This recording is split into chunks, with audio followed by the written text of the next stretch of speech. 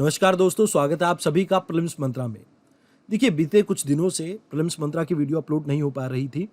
Reason being मुझे fever था, जिसकी वजह से मैं हैंड रिटन नोट्स नहीं बना पाया और यही कारण है जिसकी वजह से मैं आपकी वीडियो भी अपलोड नहीं कर पाया। अभी आज मैं ठीक हूँ थोड़ा, तो इस वजह से मैंने सोचा कि 28 और 29 तारीख की जो भी हमारी डिस्कशन थी, उनको मैं आज अपलोड कर दूंगा। बाकी संडे और मंडे की जो डिस्कशन रहेगी वो एक साथ कंबाइन करके आपको एक वीडियो कल मिल जाएगी। अभी 28 और 29 तारीख की आपको दो सेग्रीगेटेड वीडियोस मैं प्रोवाइड करूंगा। तो आइए शुरुआत करते हैं आज की डिस्कशन की, जहां पर हम 28 जुलाई के सभी इंपॉर्टेंट करंट अफेयर्स को डिस्कस करेंगे। इस पहले आर्टिकल में हम बात करेंगे हेपेटाइटिस बी के बारे में। देखिए, सबसे पहले आपको इस आर्टिकल का कंटेक्स्ट पता होना चाहिए। यहां पर एक पर्सन की बात की गई है, बीथोवेन के बारे में। इनको 1770 में हेपेटाइटिस बी हुआ था। ऑल्दो इन्हें उस समय नहीं पता था कि इन्हें हेपेटाइटिस बी हुआ है। इनके टेस्ट कंडक्ट किए गए थे एक डॉक्टर के द्वारा, और इन्होंने अपने डॉक्टर को यह कहा था कि जब मैं मर जाऊं तब आप मेरे इन सभी रिपोर्ट्स को सार्वजनिक कर देना। बट हुआ ये कि इनकी मौत से पहले इनके डॉक्टर की डेथ हो गई। मतलब यहां आपको जो चीज समझनी है कि हेपेटाइटिस बी एक क्रॉनिक डिजीज है जो 20, 30, 40 साल तक एक पेशेंट को बीमार रख सकती है। मतलब ऐसा है कि पर्सन शायद ना मरे, बट उसे दर्द हमेशा रहेगा। अब ये किस चीज के ऊपर इंपैक्ट करते हैं? ये इंपैक्ट करते हैं लीवर के ऊपर। मतलब लीवर में जलन महसूस होती है, इरिटेशन महसूस होती है, स्वेलिंग हो जाती है, जिसके कारण पेशेंट के लिए दर्द कई बार सहन करना असहनीय हो जाता है। अब यहां इसके 5 वेरिएंट हैं। सबसे पहले आपको इसके कॉज पता होने चाहिए, फिर हम वेरिएंट्स के बारे में भी बात करेंगे। देखिए, जनरली कहा जाता है हेप्टोट्रोपिक वायरस जो है वो इसके लिए रिस्पॉन्सिबल है। उसके अलावा कई बार कहा जाता है कि वेरिसेलुआ ये एक वायरस है जो इस hepatitis A B C D E को कॉज करता है। अब यहां आपको पता होना चाहिए कि जो ए एंड ई है ये अपने आप ही ठीक हो सकते हैं, इसके लिए कोई मेडिसिन लेने की जरूरत नहीं है।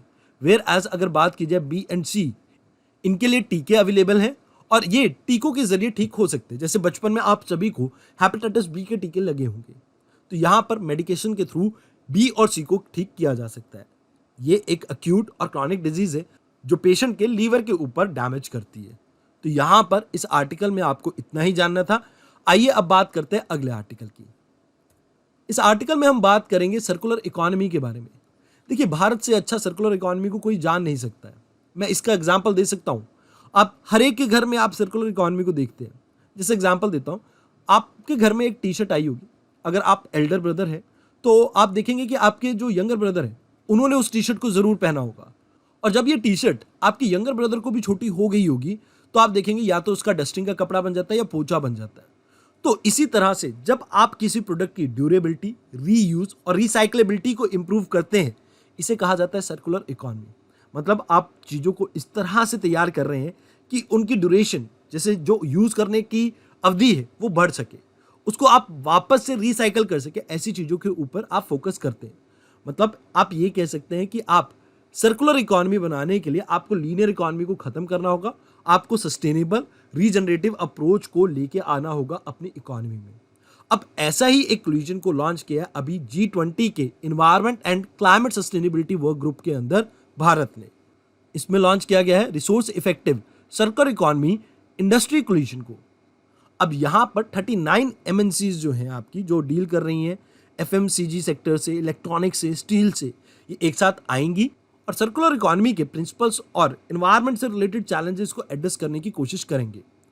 अब देखिए, अगर इंडिया की बात की जाए, लास्ट कुछ सालों में भारत के अंदर 41 lakh ton plastic waste generate हुआ है और इसमें से एक्सटेंडेड प्रोड्यूसर रिस्पॉन्सिबिलिटी के तहत जो हमारा प्लास्टिक वेस्ट मैनेजमेंट रूल 2022 के तहत आया है, उसमें से 26 लाख टन के तो हमने एक्सटेंडेड प्रोड्यूसर रिस्पॉन्सिबिलिटी सर्टिफिकेट बना दिए हैं और इसमें से 1.51 मिलियन यानी कि 15 लाख टन के आसपास तो परचेज कर लिया। जो जो आपकी बड़ी बड़ी इंडस्ट्रीज है जिसमें बड़े बड़े प्रोड्यूसर्स, इंपोर्टर्स और ब्रांड ओनर्स आ जाते हैं, इन्होंने इसे परचेज कर लिया है।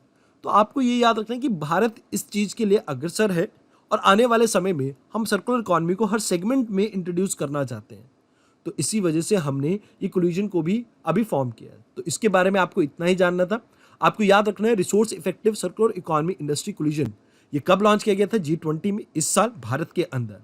और इसमें मेजर फोकस स्टील, एफएमसीजी और इलेक्ट्रॉनिक सेगमेंट के ऊपर रहेगा। और यहां हम प्रमोट कर रहे हैं सर्कुलर इकोनॉमी के प्रिंसिपल और एनवायरनमेंट से रिलेटेड चैलेंजेस जो भी इन सेक्टर्स में देखने को मिलते हैं उसे हम कैसे कम कर सके, इसके ऊपर हमारा फोकस रहेगा। आइए अब बात करते हैं अगले आर्टिकल की। इस आर्टिकल में हम लोकेशन देखेंगे इथोपिया की। इथोपिया क्यों इंपॉर्टेंट है? देखिए, अभी हाल फिलहाल में वर्ल्ड बैंक ने इसे $400 मिलियन का एक लोन दिया है, जिसकी वजह से ये इंपॉर्टेंट हो जाता है एरिया। अगर बात की जाए किन किन कंट्रीज के साथ अपना बॉर्डर शेयर करता है, तो नॉर्थ में याद रखना है Eritrea, then moving towards clockwise direction, तो यहाँ पर आपको याद रखना है कि ये जिबूती है, then Somalia, then Kenya, South Sudan and Sudan.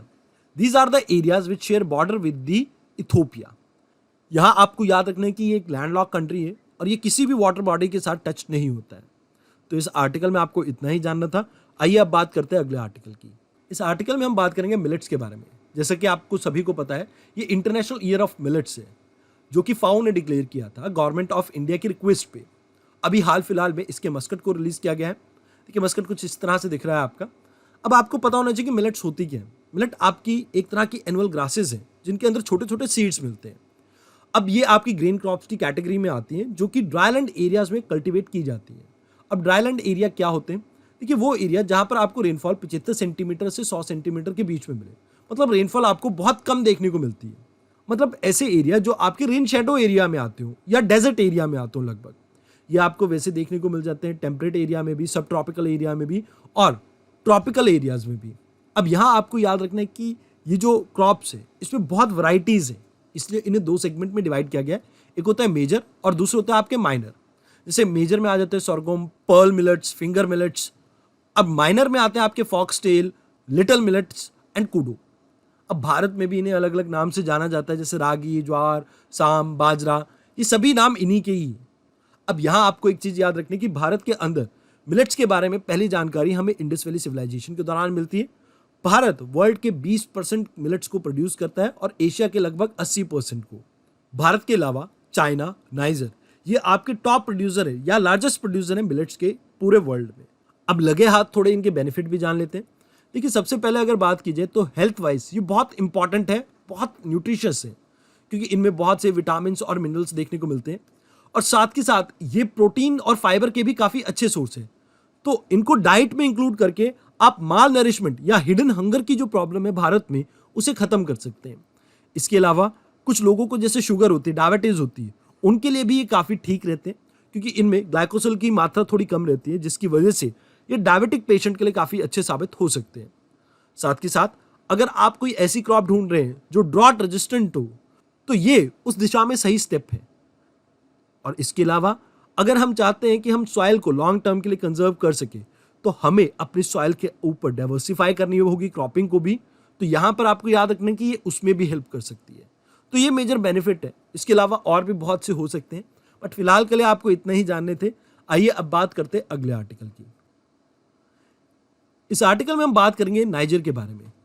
देखिए, नाइजर में अभी रिसेंटली सोल्जर्स ने म्यूटिनी कर दी है, जिसकी वजह से ये एरिया थोड़ा न्यूज़ में रहा है। तो जान लेते हैं इसके आसपास कौन कौन सी कंट्रीज हमें देखने को मिलती हैं। तो नॉर्थ में आपको याद रखना है लिबिया। फिर ईस्ट की तरफ अगर हम मूव करते हैं तो यहाँ पर आपको चाड देखने को मिलता है, नाइजीरिया देखने को मिलता है, then Benin, Burkina Faso, Mali and Algeria. ये वो इंपॉर्टेंट कंट्रीज हैं जो नाइजर को सराउंड करती हैं। एक बार कमेंट बॉक्स में इनके नाम जरूर से लिखना। आइए अब बात करते हैं अगले आर्टिकल की। इस आर्टिकल में हम बात करेंगे PLI स्कीम के बारे में, यानी प्रोडक्शन लिंक्ड इंसेंटिव स्कीम के बारे में। देखिए, भारत के अंदर हम इन्वेस्टर्स को बुलाना चाहते हैं। हम चाहते हैं कि वो भारत में आके भारत की कंपनीज के साथ मिलके ज्वाइंट वेंचर्स को स्टार्ट करें। अब इसके लिए मेजर फोकस हमारा ये रहता है कि हम इनको कुछ इंसेंटिव्स दें, ताकि भारत इनके लिए एक चूजेबल डेस्टिनेशन बन सके। अब भारत क्यों चाहता है कि ये कंपनीज यहाँ पर आए? देखिए, हम अपने इंपोर्ट की डिपेंडेंसी को कम करना चाहते हैं। हम चाहते हैं कि भारत आगे फ्यूचर में बहुत बड़ी एक्सपोर्ट ओरिएंटेड एक इकॉनमी बने, और इसके अलावा हम चाहते हैं कि हम भारत के अंदर सस्टेनेबिलिटी और सर्कुलर इकोनॉमी को भी प्रमोट कर सके, और इसके लिए हम अट्रैक्ट करना चाहते हैं फॉरेन फंडिंग को। और साथ के साथ हम ये भी चाहते हैं कि भारत के अंदर डोमेस्टिक स्टैंडर्ड्स जो हैं इंडस्ट्रीज़ के, हम उनको भी इम्प्रूव कर सकें। अब ऐसा ही एक हमारा फोकस आने वाले समय में रहेगा केमिकल और पेट्रोकेमिकल इंडस्ट्रीज़ पे भी, जहाँ पर हम ये चाहेंगे कि भारत की जो केमिकल की इंपोर्ट डिपेंडेंसी हम उसको कम कर सकें, और दूसरा हम ये चाहेंगे कि हम डोमेस्टिक स्टैंडर्ड्स को इतना इंप्रूव कर दें कि भाई विदेशों में भी हमारे प्रोडक्ट की जो डिमांड है वो इंक्रीज हो सके। अब देखिए, यहाँ पर आपको एक दो चीज़ें याद रखनी है प्रोडक्शन लिंक्ड इंसेंटिव स्कीम के बारे में। इसमें हम बूस्ट करना चाहते हैं डोमेस्टिक मैन्युफैक्चरिंग को। हम चाहते हैं कि भारत से एक्सपोर्ट इंप्रूव हो, और इसी वजह से हम फाइनेंशियल इंसेंटिव्स देते हैं उन कंपनीज को जो भारत के अंदर आके मैन्युफैक्चरिंग करते हैं और ईयर ऑन ईयर बेसिस पे उनकी सेल्स में इंप्रूवमेंट दिख रही हो तब। अब देखिए मेजर पेट्रोकेमिकल्स जो भारत के अंदर देखने को मिलते हैं that is benzene, ethane, ethylene, methane, propane and hydrogen. ये इनिशियली स्कीम स्टार्ट की गई थी मिनिस्ट्री ऑफ इलेक्ट्रॉनिक्स के द्वारा, जहां पर उनका फोकस था कि भारत के अंदर इलेक्ट्रॉनिक्स की मैन्युफैक्चरिंग को हम इंप्रूव कर सके। तो यहां पर इस आर्टिकल में आपको इतना ही जानना था। आइए अब बात करते हैं अगले आर्टिकल की। इस आर्टिकल में हम बात करेंगे ग्लोबल कोल कंजम्पशन रिपोर्ट के बारे में, जो कि आपकी पब्लिश की गई है इंटरनेशनल एनर्जी एजेंसी के द्वारा। देखिए ये रिपोर्ट 2022 के आंकड़ों के हिसाब से प्रोड्यूस की गई है। यहाँ पे ये बताया जा रहा है कि कोल की कंजम्पशन पिछले साल के मुकाबले 3.3% इंक्रीज हुई है, जो कि रही है ऑलमोस्ट 8.3 बिलियन टन्स के आसपास। भारत और चाइना में कोल की डिमांड 5% से इंक्रीज हुई है, वेयर एज एनर्जी क्राइसिस के कारण यूरोप और यूएसए में ये 10% से इंक्रीज हुई है। इसके अलावा ओवरऑल कंजम्पशन की बात की जाए तो 70% आपको भारत और चाइना में ही देखने को मिल जाती है। आइए अब बात करते हैं अगले आर्टिकल की। इस आर्टिकल में हम बात करेंगे माइनिंग इन अरावली के बारे में। देखिए अभी एक 7 मेंबर्स का बोर्ड बनाया गया है हरियाणा के द्वारा, ताकि वो इलीगल माइनिंग को रोक सके अरावली हिल्स में। इस बोर्ड को नाम दिया गया अरावली रीजन्युएशन बोर्ड। अब थोड़ा बहुत यहाँ पर हम जान लेते हैं कि किस तरह से इसको कंट्रोल करेंगे। तो यहाँ पर हमारी कोशिश रहेगी कैमरास, ड्रोन के सर्वेलेंस के थ्रू हम इस इलीगल माइनिंग को रोक सकें। अब ये जो अरावली है ये शुरुआत होती है इसकी पोरबंदर से और लगभग दिल्ली तक ये आपका फैला हुआ है। मतलब ऑलमोस्ट 692 किलोमीटर का ये डिस्टेंस कवर करता है और इसमें कवर होती है आपकी स्टेट लाइक हरियाणा, राजस्थान, गुजरात, दिल्ली। ये ओल्ड फोल्ड माउंटेन्स है, मतलब पहले आपकी ये फोल्ड माउंटेन्स हुआ करती थी जिसकी हाइट हिमालय से भी ज़्यादा हुआ करती थी, but because of agent of denudation अब इसकी हाइट थोड़ी कम हो गई है। इसकी हाईएस्ट पीक रहती है गुरशिखर, जो माउंट आबू पे लोकेटेड है और ये आपकी अलग अलग 2 रेंजेस में डिवाइडेड है, जैसे सांबर सरोही और सांबर खेतरी रेंज। और ये एरिया वेरियस मिनरल सोर्सेज के लिए काफ़ी फेमस है। तो यहाँ पर इस आर्टिकल में आपको इतना ही जानना था। आइए अब बात करते हैं अगले आर्टिकल की। देखिए अभी हाल फिलहाल में कुछ साइंटिस्ट ने ये कहा है कि आप बायोसिमिलर्स के लिए जो नॉर्म्स रिलैक्स कर रहे हैं गवर्नमेंट, आप ना कीजिए। अब ये रिक्वेस्ट किससे की गई है? यूनियन हेल्थ मिनिस्ट्री से और डिपार्टमेंट ऑफ बायोटेक्नोलॉजी से। अब ऐसा ये क्यों कह रहे हैं? देखिए सबसे पहले तो आप समझिए बायोसिमिलर होते क्या है। देखिए ये बायोलॉजिकल ड्रग्स हैं जो सिमिलर हैं आपकी उन बायोलॉजिकल मेडिसिन से जो अप्रूव्ड है। अब क्या होता है इससे कि देखिए आप अफोर्डेबिलिटी इंक्रीज करने के केसेस में पेशेंट की सेफ्टी के साथ कॉम्प्रोमाइज कर सकते हैं। अब इन बायोसिमिलर्स का कई बार ऐसा हो सकता है कुछ नेगेटिव इम्पैक्ट भी हो जो अभी तक हमें ना पता हो। तो अगर हम बायोसिमिलर्स को प्रमोट करेंगे तो इससे अफोर्डेबिलिटी तो ऑल दो इंक्रीज हो जाएगी, बट हमें पेशेंट की सेफ्टी को भी ध्यान में रखना होगा। तो यहाँ पर एक बैलेंस मेंटेन करने की जरूरत है। तो आपको यहाँ पर सिर्फ इतना पता होना चाहिए कि बायोसिमिलर होते क्या हैं। तो यहाँ पर इस आर्टिकल में इतना ही था। अगर आप हमारे हैंड रिटन नोट्स को डाउनलोड करना चाहते हैं तो इस QR कोड को स्कैन करके हमारे टेलीग्राम चैनल को ज्वाइन कर सकते हैं। तो आज की वीडियो में इतना ही। धन्यवाद।